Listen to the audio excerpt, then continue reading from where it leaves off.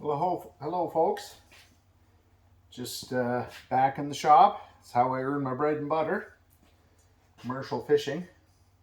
Making a needle net here. Not that any of you care. I'm not going to talk about that, but I like to talk while I work so I don't waste an hour recording this, or 20 minutes.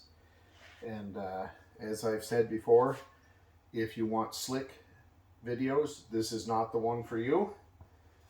But this is coming from being around this topic for, well, since 2003, but really living simple churches, planting simple churches under mango trees in Africa. And this isn't going to be edited. And if you're wondering about these earbuds, the only reason why I wear them, I rarely use them, but it's just the microphone will pick up and you can hear me as I'm working along. So what I want to do today is talk about my philosophy of ministry a bit. If you've listened to some of the other videos, I talked about how, that struggle I had from working in West Africa and coming home here to Canada. And ministry is just on completely different terms. Anything we do in missions, doesn't seem to affect that mission mentality, just doesn't seem to come back into the churches here. Simple things like, work yourself out of a job, and then, move on. And here, the idea of training up the church and working ourselves out of a job, we might give lip service to that, but we still think that we'll always have a preacher, right? Not that that's a bad thing. I'm all for paid preachers. That's a biblical concept. That if somebody's going to do it and do it well and has the confidence of their church, by all means, charge, help them devote time to it. But, there's just some jobs that don't require full-time workers, and house churching is one of them. And you can watch the video on networks if you want to get my opinion on that. I think that's why a lot of fellows are promoting networks, formal ones instead of informal networking, because they're preachers, they're trained at Bible colleges and whatever, and they need a paycheck, and there's nothing wrong with that. It's just not what I want to do. So, but anyway, I had to quarter this net. When you tie the rings on, you gotta quarter them around to make sure your stitches are kind of going even around each ring, and every quarter it kind of is a check to make sure you're pulling everything straight in the net. It's quite important. Anyway, today I want to talk about my philosophy of ministry and that struggle that I had going back and forth from Mali to part-time ministry in Canada, a church plant that became more of a traditional church plant than what I was hoping for, but it was still a good thing. Loved the team. We gave them 3-year commitment. Never tension over that, because we just said, well, the majority, well, as everybody else on the team, we ended up just starting to act like a regular church and rented the space and, paying rent and all fine. That's what they wanted to do. I joined in them and was a great participant, my wife and I both.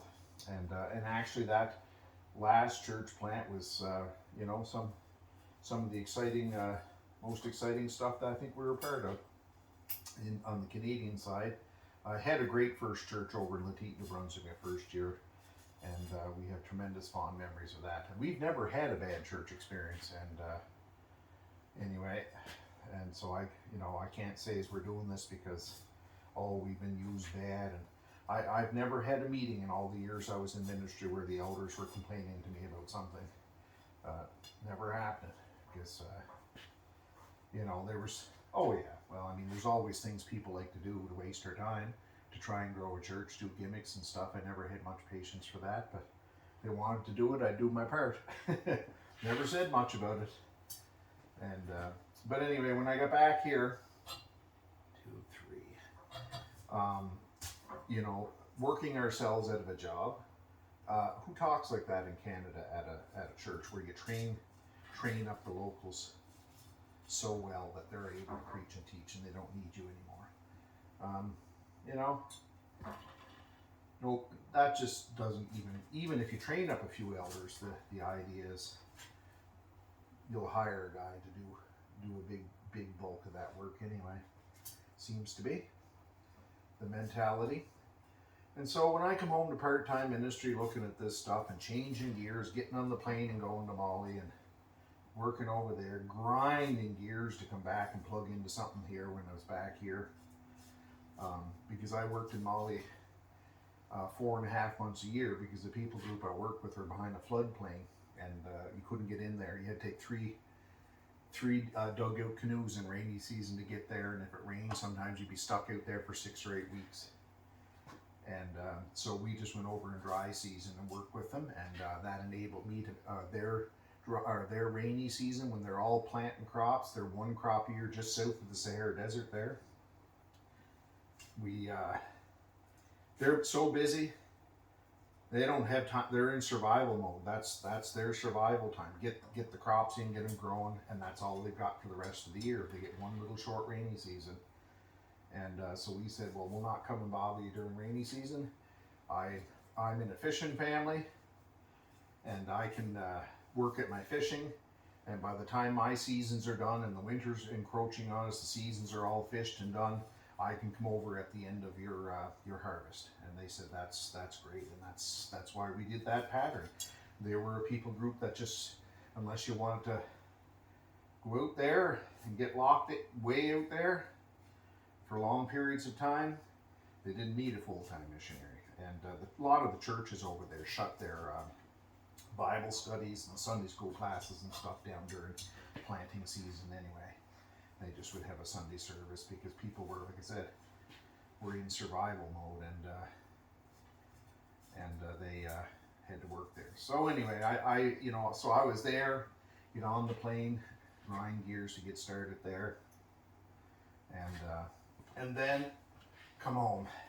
So anyway, I finally sat down and said, Lynn, I'm not doing 2 different kinds of ministries anymore. And anyways, and a long time ago, I come up with a philosophy of ministry that I said I had to start living by. And I'll share with you what it is. And I'm not into much, making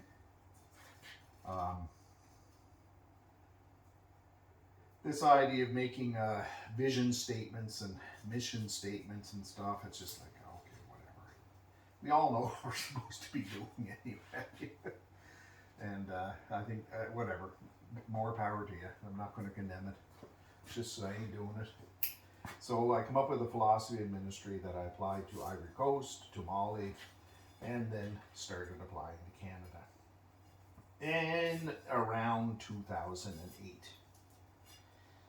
And that philosophy of ministry was everything that we did had to be 3 things: simple, economical, and easily repeated by ordinary people.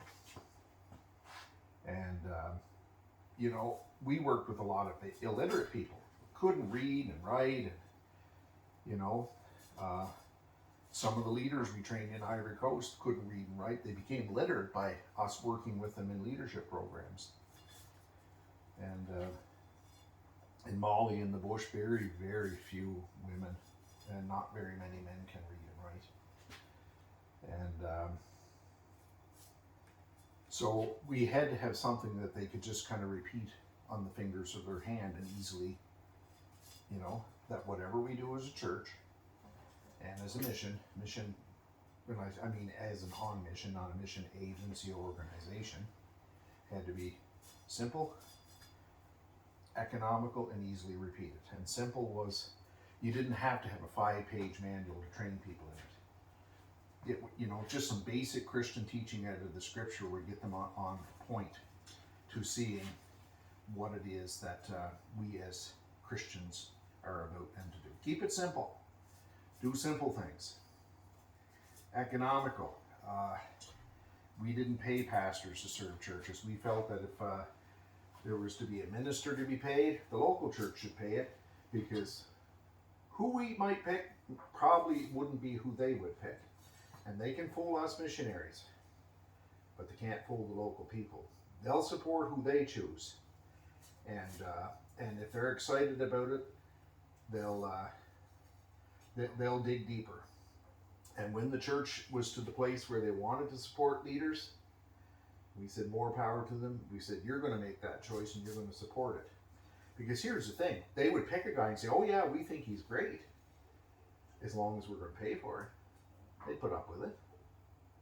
But as long as we were involved in that process, the self-correction and confidence of the people would be overridden, and we would never really get to the truth we didn't feel. So we left that with the churches, and everything was economical. We didn't build church buildings because we didn't see that in the New Testament.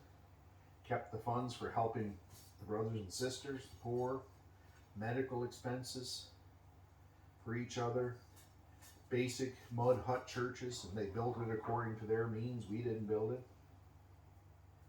And some groups never did build a church, not until years after we were gone. And that was the idea of Economical. We're not building buildings. We're not building forming institutes. We're not going to build stuff they can't afford to look at.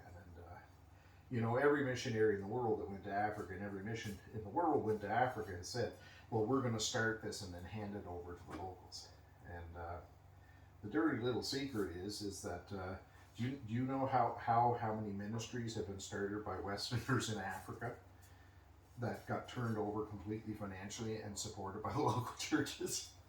Everybody says that, but the reality of that is we know that doesn't happen very well, very often. And in fact, I would say it rarely ever, if ever, happens.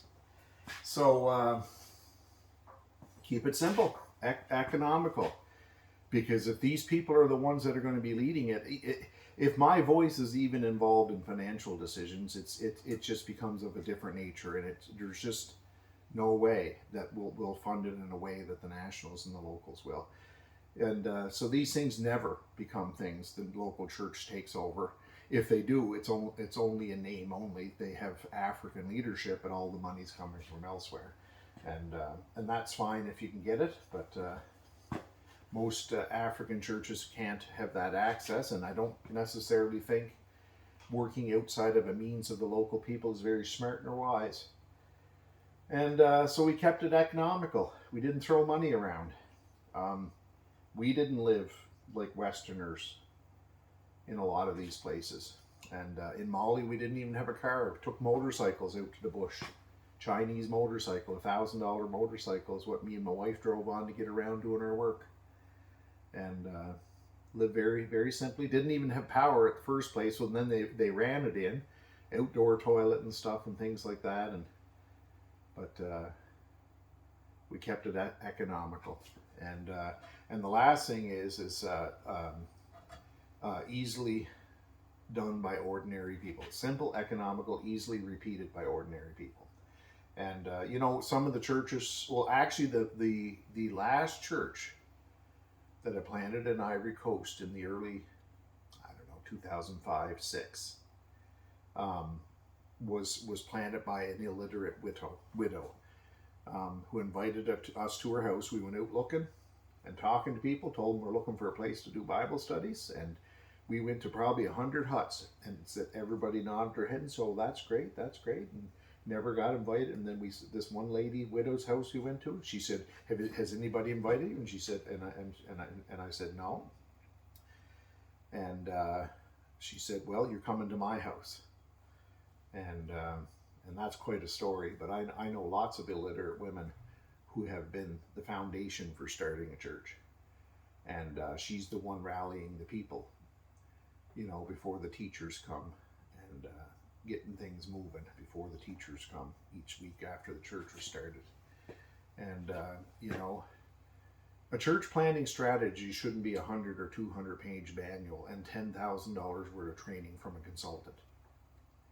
And that's exactly what we got in the West, because if you're going to plant rocket science churches with rocket science or rocket budgets, that demanding of budgets, to not waste your money, you're going to have to screen out a lot of people. And Most of us we don't qualify on that. And that's just great. And that's why we'll never plant any number of churches under that model. The cost and ordinary people don't have a place in it. And but repeated by ordinary people. When you can see an illiterate widow living on about, in Ivory Coast, $2.50, $3 a day. Mali, it was $1 a day. And when you see a lady becoming the foundation of a church in her community, on that, it's pretty hard to come home here with this idea. Well, we say, well, our culture is different. We need this, we need that. It's like, whatever.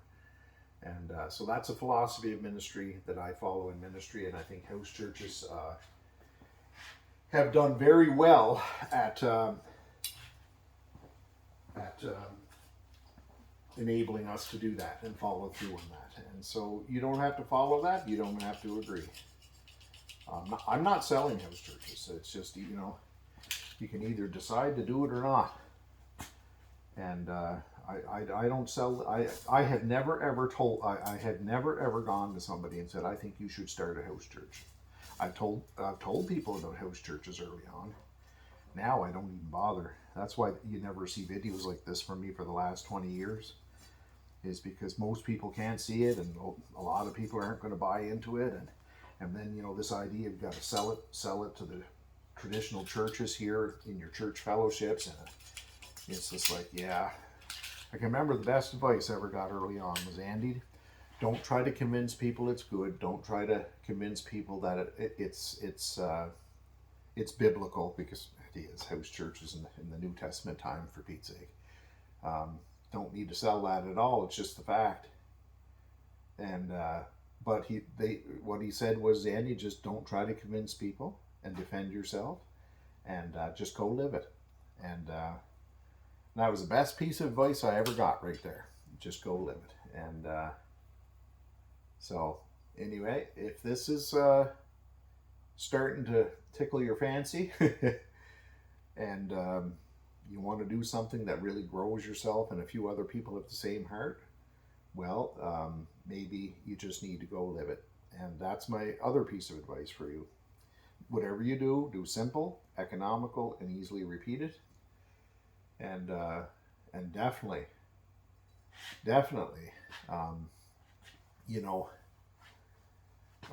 keep it simple with what you're going to do, and go do it with a few others. Just live it. Just go live it. And here's the interesting thing that a lot of people don't understand. And, a lot of other house churches do this, but in Canada, I could do another video on that. When you fill in a registration for the government as a church, what you have to sign.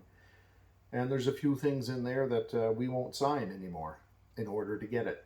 And if you're interested in that, you can send me a note someday. And I don't think I'll talk about it on a video.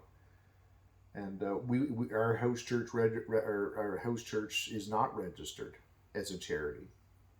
And in Canada, if you're not a registered charity, you can't hold a bank account in somebody's, or in that house church network or house church name. Our house church doesn't have a name. It's just called church. And what some churches do to get around that, and house church networks do if they're not too big, it's only a couple or three house churches, they'll open up joint bank accounts with 2 or 3 or 4 people and require, all 4 signatures in order for a check to be cashed. And some people do that. But here's the thing is what we do. We don't even have a bank account. We don't need money.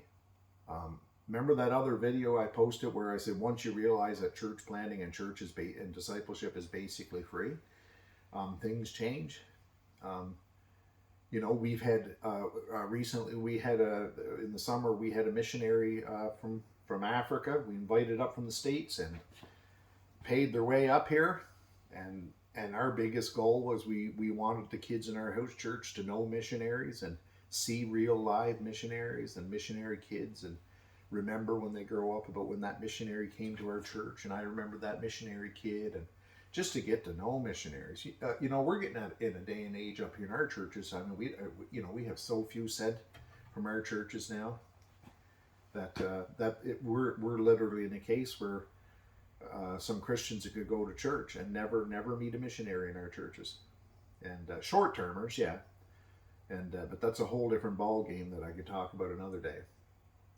But career missionaries, I they're like hen's teeth around here now, and but anyway, and if we want to sponsor, if a family needs help, guess what we do? We don't take a collection.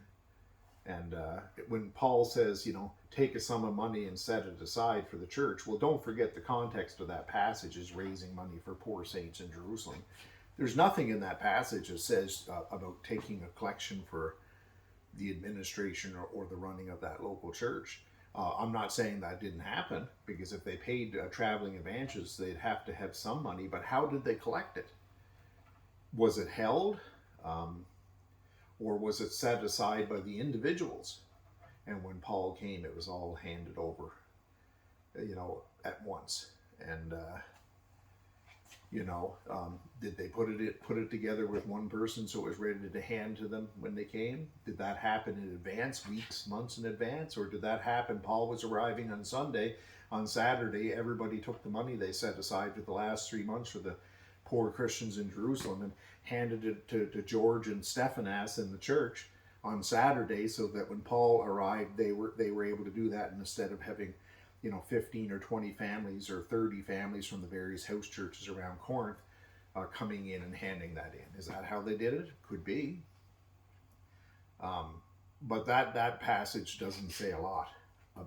That a lot of what a lot of people teach it to be anyway. And so we don't have any offering. And how do we get around that? Is when the missionary comes, an envelope gets thrown on the table. Everybody puts something in it, and it's sealed and handed to the missionary. And whatever's in it is in it.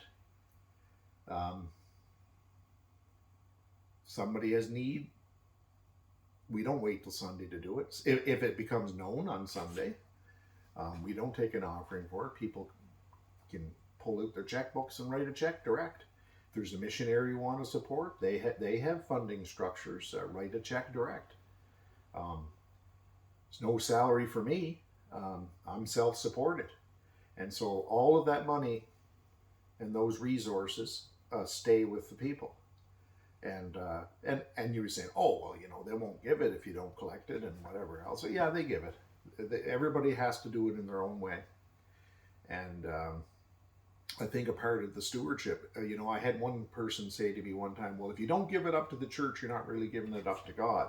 And I said, well, how can you be a steward by handing money to somebody when you don't know what they're going to do about it or with it? And then you ask for some accountability, like where did these funds go? And they're slow giving information or not at all. Try to get that out of your megachurch. Find out what's being spent on a salary for each individual person or things like that, or how much actually went to a mission. And I mean, churches, a lot of these churches won't even let you designate money to something that you wanted to go to. It's whatever you give it to the church generally, and the leaders will decide what it's going to support. And I don't know. I don't see how there's a good stewardship in that. It's just giving it up and not knowing where it's going. And this way you have the ultimate stewardship. If you've got a preacher you want to support and you have confidence in, support him. Got a missionary you want to support him. I don't have to make that decision for you. You can ask me for wisdom or insight if you think these people are worthy of it, and I could give you my opinion, or ask you what you think your opinion is, and give them some things to consider. But we don't need money, and leave it with the people, and they support the poor around them. They give study materials to people who want to learn and are seeking, and I hope you're beginning to realize as we look at this is that you're starting to see how this fits in with the simple, economical, easily repeated philosophy. And anyway, I wouldn't change what we do for the world. I don't want to be at committee meetings managing money, talking about money or budgets or whatever else. It's like, send me off to Africa before I'd want to sit in a ministry in the West and have to even look at that stuff or consider it. And having said that, is I don't even want a style of ministry that somebody else has to do it for us or for me. I want a style of ministry where they don't have to do it at all, because it's simple, economical, and easily repeated, and they can give directly to whoever they choose. So that's enough on that. I'm going to let you go today. I got to get back in this net. I'm getting a little distracted from doing it.